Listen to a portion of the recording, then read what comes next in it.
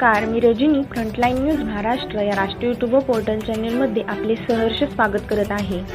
वन्य प्राण्यांच्या हल्ल्यात 6 कोकरे ठार। हातकणंगले तालुक्यातील नागाव येथे वन्य प्राण्यांच्या हल्ल्यात 6 कोकरे ठार झाले। मेंढपाळ अनिल पुजारी यांचे सुमारे 50,000चे नुकसान झाले आहे।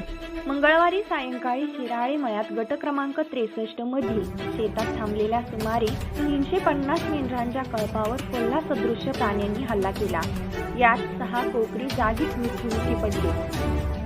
माहिती मिळताच वनपाल कुलदीप कांबळे व वनरक्षक प्रदीप जोशी यांनी पंचनामा केला। पशुधन विकास अधिकारी डॉक्टर कविन नाईक यांनी शवविच्छेदन केले। नुकसान भरपाईची मागणी करण्यात आली आहे।